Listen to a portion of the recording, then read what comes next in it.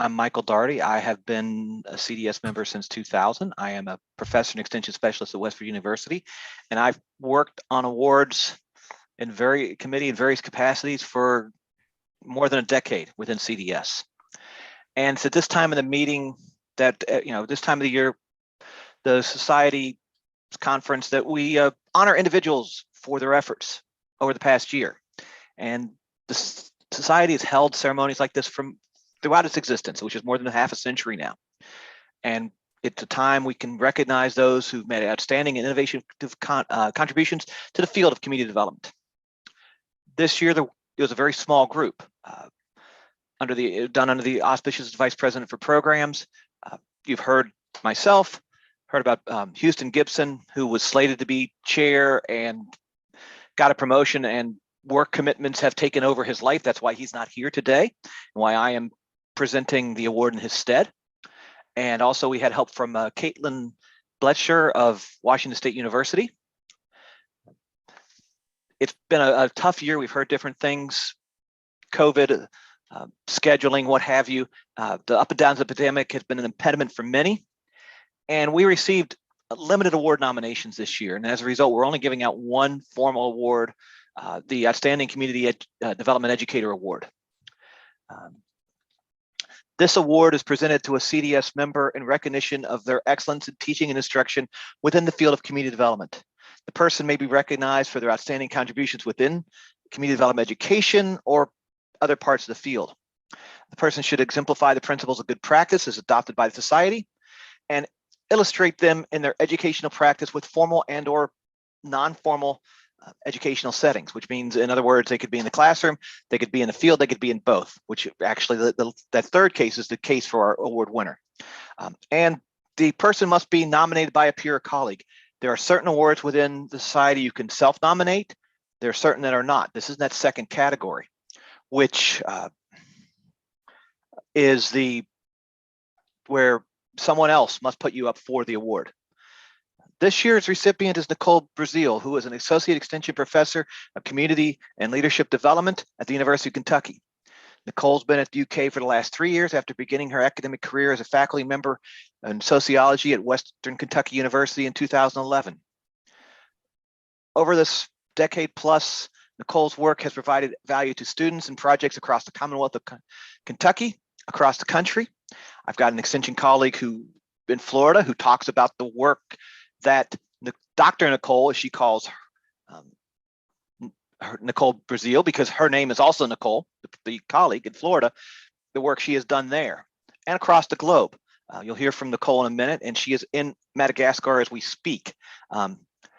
And the importance and the value of this work is clear in the letters of nomination. One community educator observed, "I cannot put into words the full extent of Nicole's impact on extension leadership in my county." Nicole worked with teen and adult leaders to evaluate volunteer-led 4-H youth development programs. The community leaders had a positive and empowering experience, seeing all they had accomplished together, sharing their stories, and developing the ripple effect map.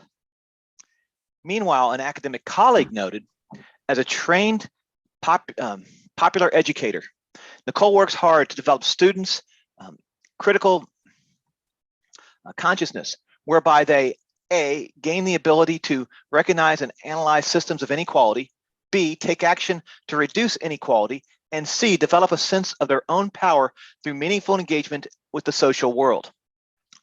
It is with great pleasure that we recognize Nicole Breazeale with the Outstanding Community Development Educator Award. And I believe I saw her earlier. Nicole, if you're still here, if you'd like to make a few comments, please do. Thank you so much, Michael. Can you all see me? Can you hear? Dark. It's a little dark, but we can see you. Well, I apologize for this. It is now nighttime here, and we have very limited light in Madagascar in this house. So I guess I'll go ahead and turn my video off, but I did want to just speak for just a second, if that's okay.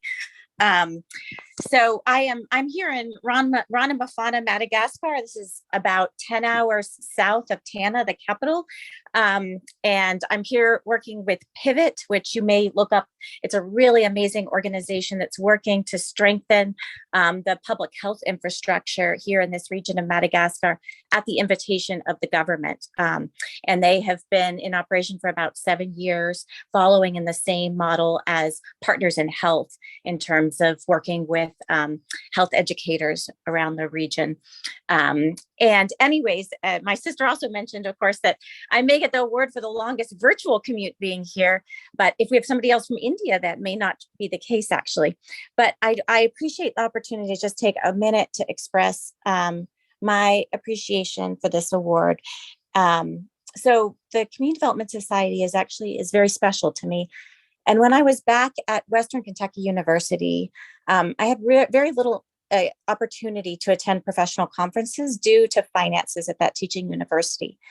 I moved to the University of Kentucky in July of 2019. And of course, as you know, COVID hit in March of that following year.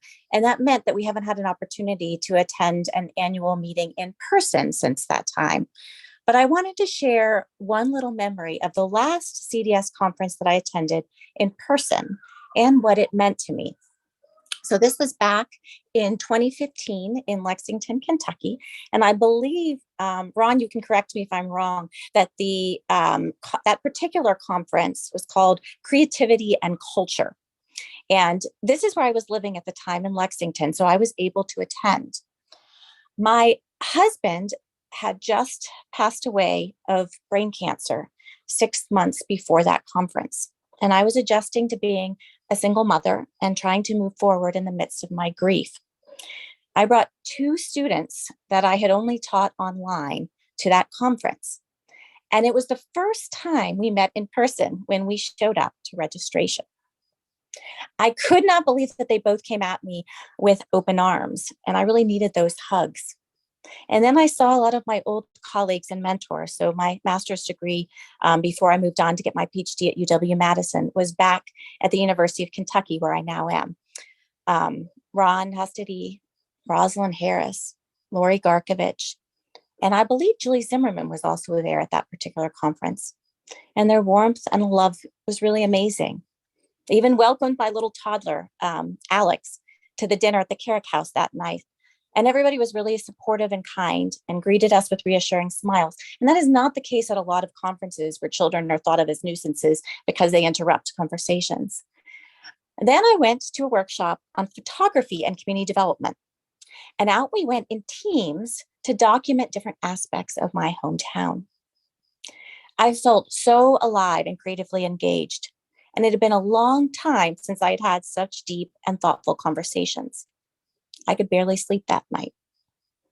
All of this to say that I believe this is a really special group of professionals, and that I'm really looking forward to getting even more involved in the Community Development Society in the years to come, especially as we can return to in-person conferences. I will be there.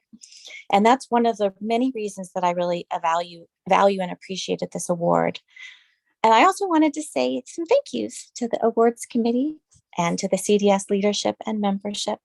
But I also wanted to say thanks to other folks, to my family, especially my parents, Dan and Viv Breazeale, who are actually here on this call and have just sat through an hour of the meeting, and to my best friend who is downstairs watching my biological child, who is no longer a toddler, but a very boisterous 9-year-old boy, and to my husband, who is with our older kids in Germany, and to my husband, who passed away much too young.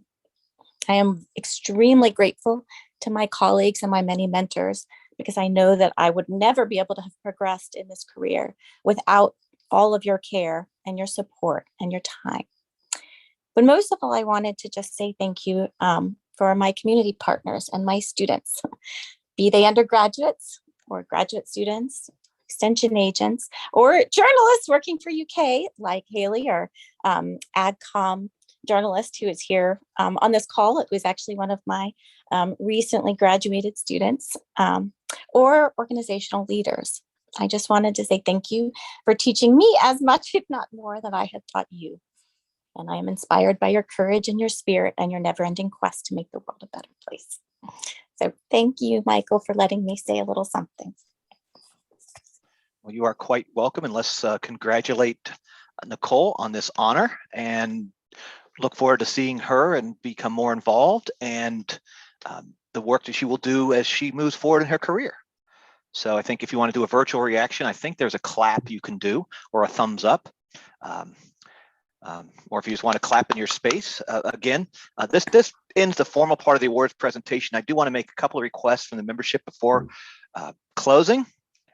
First, we can't give out awards if we don't have nominations or applications. So I want to ask everyone to think about the work that they do and the work no others do that might be appropriate for an award, because if we don't know about it, we can't honor people in the field. And second, we're always looking and in need of people to work on the awards. So if you're interested, please reach out to me directly or others in leadership of society as we move to grow this group and to be more robust than just a couple of 3 people, because that really needs more to do this important function of the society justice.